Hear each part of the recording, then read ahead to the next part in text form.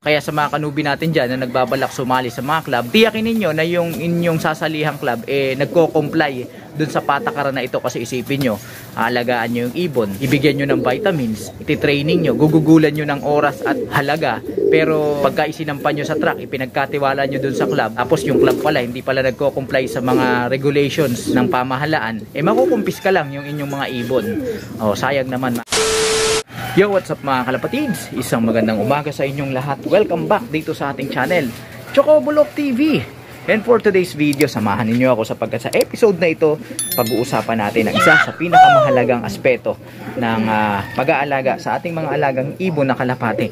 At iyon nga ay ang tungkol sa pagbabaksin mga kalapatids. Sa mga nakarang episode natin na pag-usapan natin na sa kasamaang palad hanggang sa kasalukuyang panahon, wala pa ring tuwirang gamot sa mga virus na yan, lalo na yung baliling, yung adeno, walang gamot na mabibili para dyan mga kalapatids. Subalit, nabanggit din natin doon na pwedeng iwasan yan mga kalapatids, at yun nga ang ating pag-uusapan ngayon. Pero bago yan, kung hindi ka pa nakapag-subscribe sa ating channel, mag-subscribe ka na. I-hit mo na rin ang notification bell para nang sa ganun sa tuwing meron tayong bagong upload na video, updated ka kalapatids. So yun nga mga kalapatids, pag-uusapan nga natin ang tungkol sa pagbabaksin sapagkat ito ang pinakamabisang pamamaraan para maiwasan yung pagkakaroon ng karamdamang baliling o kaya yung mga kung ano-anong virus na yan. Kasi mga kalapatids, namamalagi ang katotohanan, prevention is better than cure. Kailangan bago pa tayo humantong sa gamutan, nandoon na yung iniiwasan natin o pe-prevent natin. Paano yun gagawin mga kalapatids? Ito nga kahapon nag-vaccine tayo kontra sa Newcastle disease, isang uri ng PMB virus na nagkukos din ng baliling. Dinala natin yung ating lahat ng mga ibon na ito doon sa ating club main station para nang sa ganun mabigyan sila ng vaccine shot. Nakipag-cooperate nga tayo dyan mga kalapatids dahil unang-una para din sa atin ito, at ikalawa bilang responsableng nag-aalaga ng ibon, kailangan talaga nakikipag-cooperate tayo dyan. At pangatlo, magkakaroon tayo ng peace of mind kapag nagsimula na yung loading sa truck, yung training hanggang doon sa race, alam na natin na hindi basta-basta madadali ng ikot ulo yung ating mga alagang mahihinang nilalang. Ito din ay pagsunod sa patakaran ng ating pamahalaan, lalo na doon sa Bureau of Animal Industry. Nire-required kasi nila yan, yung mga club, na kailangan lahat ng ibon na inililipad malinis, or ibig sabihin hindi infected ng naturang sakit, sapagkat kapag meron yan at napahalo yan sa wild, pwede silang maging cause ng ano ba tawag doon, epidemic, o yung malawakang pagkalat ng sakit na uubos naman sa ating poultry industry. Madadamay dyan lahat ng uri ng ibon, kagaya ng mga manok at iba't iba pa na makakasama sa ating ekonomiya. Kaya dapat bilang isang responsableng nag-aalaga ng ibon, sumunod tayo sa patakaran na yan dahil para din sa atin yan. Hindi totoo yan. Kaya sa mga kanubi natin dyan na nagbabalak sumali sa mga club, tiyakin ninyo na yung inyong sasalihang club nagko-comply dun sa patakaran na ito, kasi isipin nyo, alagaan nyo yung ibon, tapos bibigyan nyo ng vitamins, iti-training nyo, gugugulan nyo ng oras at halaga, pero pagka isinampan nyo sa truck, ipinagkatiwala nyo dun sa club, tapos yung club pala hindi pala nagko-comply sa mga regulations ng pamahalaan, makukumpis ka lang yung inyong mga ibon.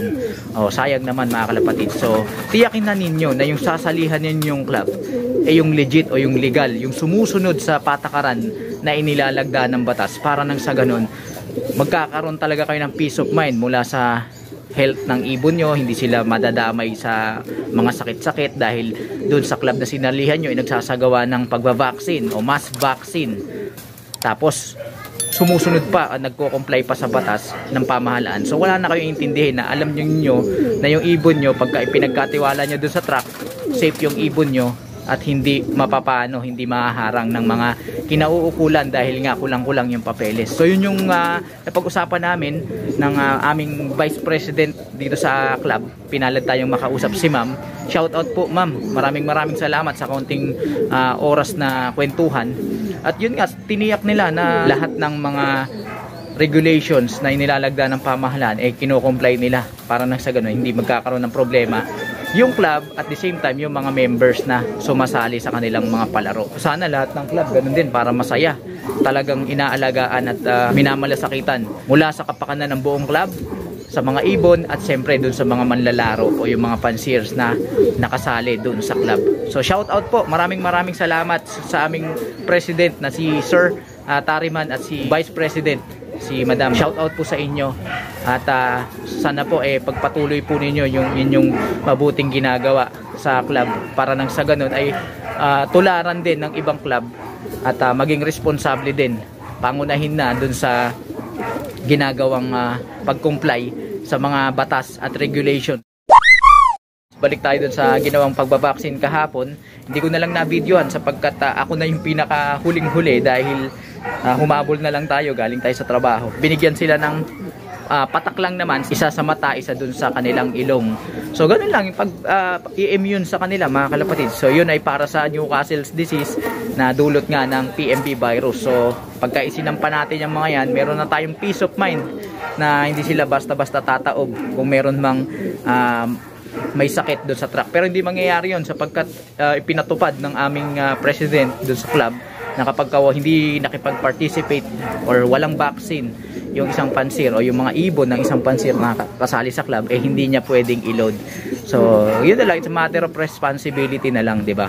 So yun lang naman yun, hindi naman sa ano man paghihigpit. Reasonable naman yung mga ganong regulations na isiniset nila para sa ikabubuti ng nakakarami. So yun, dahil doon nakalibre tayo mga kalapatids. Mahal din yun, nasa 600 plus din yun. At yun, ang nag-facilitate pa ng pagbabaksin ay yung doktor na galing sa Bureau of Animal Industry. At napag-alaman din natin sa kwentuhan namin ni Madam na yung doktor pala na yun ay yun din pala yung nagpa-facilitate sa pagbabaksin sa bio-research doon sa, alam nyo na, bilihan ng ibon. Kaya yun, napakaswerte natin mga kalapatids. At dahil nga kakabaksin lang nila, so walang liparan yan mga kalapatids. Yung iba dyan, pag mahina yung resistensya, maaaring lagnatin, maaaring manghina. Pero mukha namang okay yung ating ibon. Pero ito, mukha itong matamlay, ayan, yung itim na yan. So ganyan talaga, natural yan. 3 to 5 days, walang liparan. Hayaan lang natin sila makarecover. At kung meron kayong electrolytes mga kalapatids na kanubi, pagkatapos mag-vaccine o kahit anumang gamot na ibinigay nyo, yun, ibigay nyo na mga kalapatids para nang sa ganon ay makabawi naman ng lakas yung inyong mga mahihinang nilalang. Ay, malalakas na nilalang pala, pasensya na, sa akin lang pala yung mahihinang nilalang. Alright, so ito, hinahanap ko yung yung aking electrolytes, kaya lang di ko makita dahil nga gulo-gulo dito mga kalapatids. Ayan, warak-warak pa rin yung ating baratang kulungan at wala pa tayong naipapalit. Kaya baka naman mag-subscribe na para nang sa ganun ay pagpalain na tayong lahat. Joke lang yun mga kalapatids. Sisikapin natin na makapagtayo ulit tayo at makapagpagawa ng kahit maliit lang na flyer slope. Alright? So samahan nyo pa ako mga kalapatids at meron tayong gagawin. Ito yung ating mga inakay. Ayan, lipat natin dito sila sa bagong buhangin. Ayan, kung hindi ako nagkakamali, 9 days to. Tapos itong isa ay 10 days. Di pa sila kumakain mga kalapatids, kaya payat pa. Ito parang parehas checkered. Ayan, pero mas dark to. Yan, so may singsing na yan mga kalapatids. Naka-south na yan. Ihahabol nga natin dun sa ating SDR. Bagamat huli na, pwede pa naman dahil mayroon pa naman kaming NDR.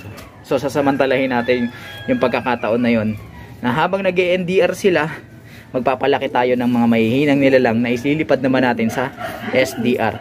Okay. Lalagay na natin tong kanilang mga inakay para nang sa ganoon ay masubuan na nila. Alright mga kalapatids, so magpapatuka na tayo sa ating mga alagang ibon. Siyempre unahin natin tong mga breeders natin dahil nga nag-iiyakan na yung kanilang mga inakay doon. Hindi mawawala siyempre pag nagsusubo yung ating mga yung mga alagang ibon, lalagyan natin ng pellets. Tapos breeder mix para nang sa ganon hindi naman bumagsak yung mga pangangatawan nila.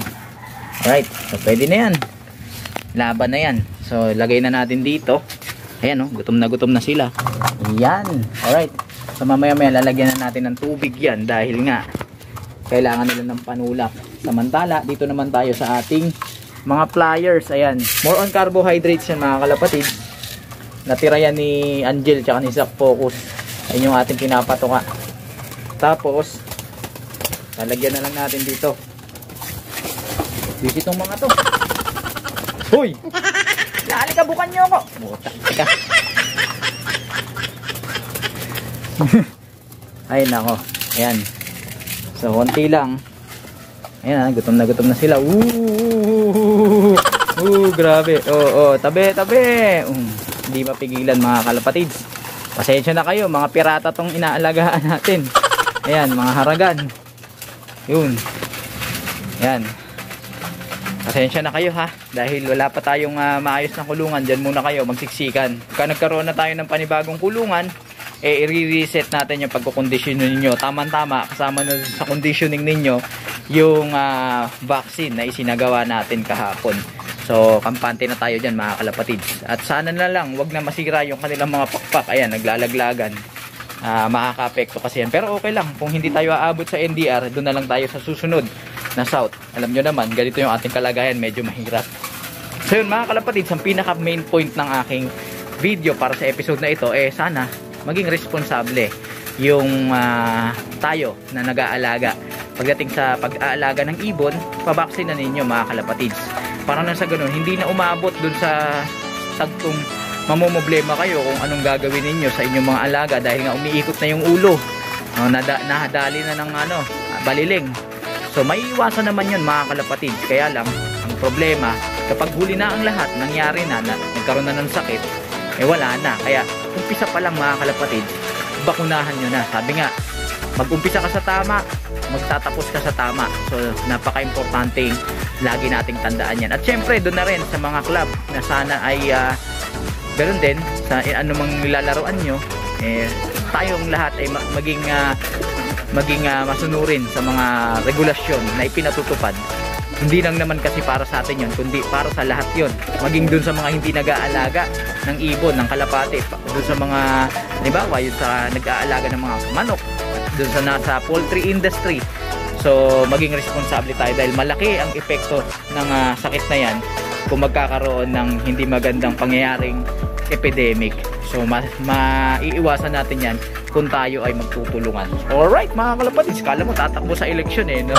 Ayun mga kalapatids, maraming salamat sa inyong pakikipag kwentuhan dito sa atin kahit ganito yung ating abang kalagayan. Pero antabay lang, makakapagtayo rin tayo ng ating maliit na kulungan. So yun mga kalapatids, maraming salamat sa inyong pagtutok at pagsubaybay sa ating episode sa araw na ito. At sa mga bagong manunood natin na hindi pa nakapag-subscribe, mag-subscribe ka na kalapatids. I-hit mo na rin ang notification bell para nang sa ganun ay maging updated ka sa ginagawa nating kwentuhan. Huwag mo na rin kalimutang mag-like, comment, share kung yung nagustuhan ng episode na ito. At pakisuportahan ng ating Facebook page sa pamamagitan ng pag-follow para sa tuloy-tuloy na kwentuhan, nakapupulutan ng mga kaalaman. Paano mga kalapatids? Hanggang sa susunod nating pagkikita. Paalam, tubig pa pala mga kalapatids. At ito yung ginamit natin kahapon, dito natin sila nilagay, di ba? Small time lang tayo pero importante maparaan. Diyan natin sila pinagkasya. So, ingat kayo para sa araw na ito. Alright.